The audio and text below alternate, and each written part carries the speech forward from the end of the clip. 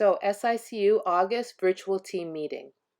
Again, thank you to everyone. Entire SICU team continues to do just an awesome job maintaining a high level of patient care through all this craziness.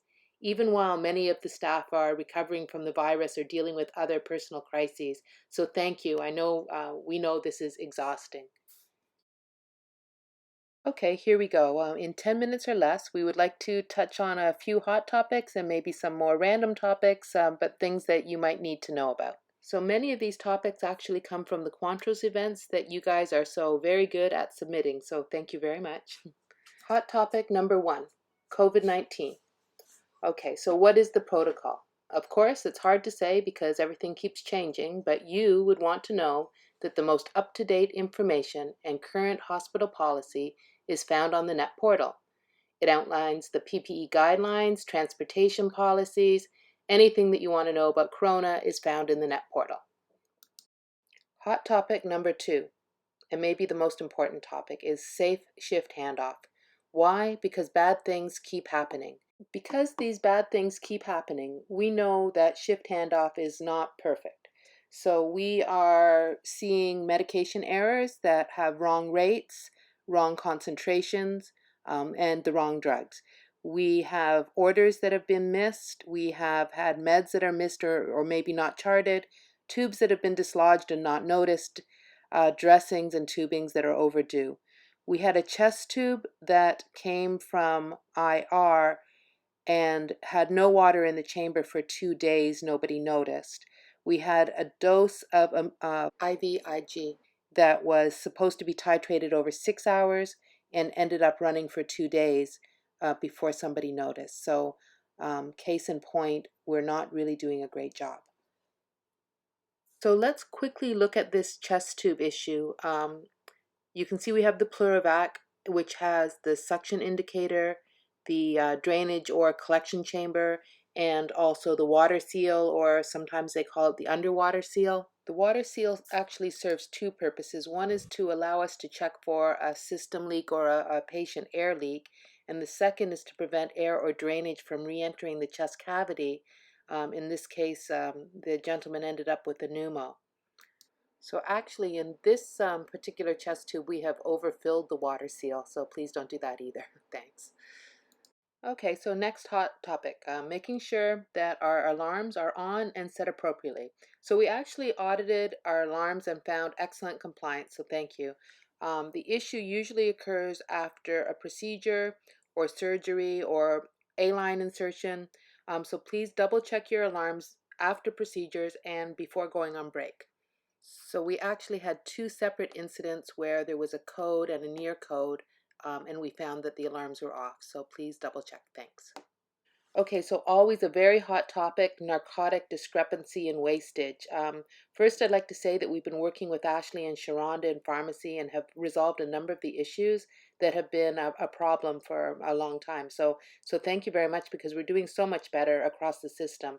But word of caution, it is still pretty much the expectation that any narcotic discrepancy is dealt with using the disciplinary process. So please be very, very careful. If something odd happens, call down to pharmacy and have them assist with the resolution.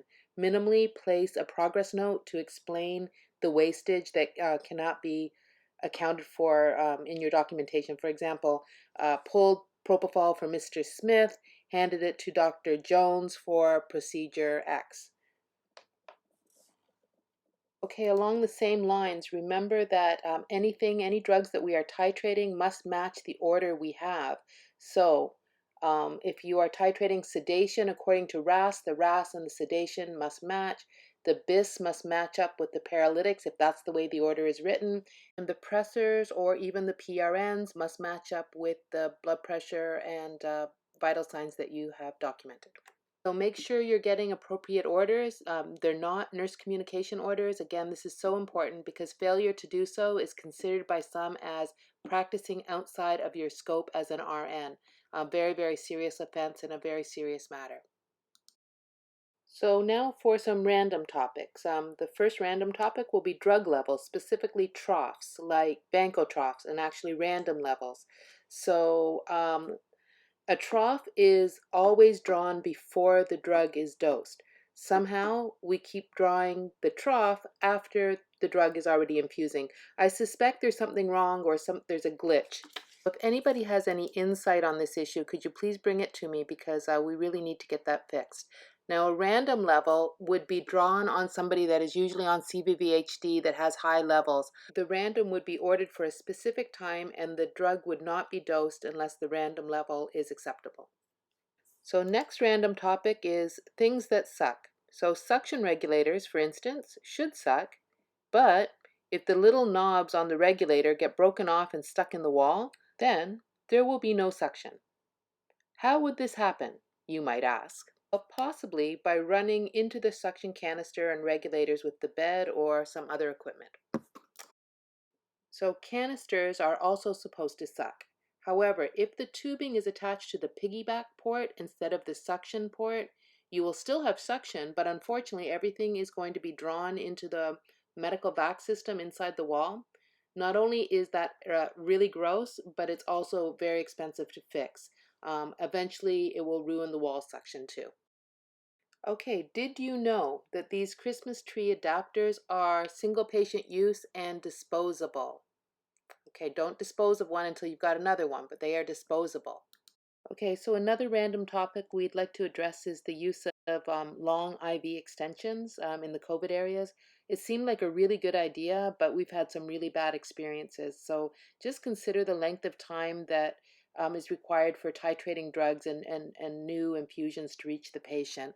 So instead, we're recommending strategically setting your pump alarms to avoid extra trips into the room.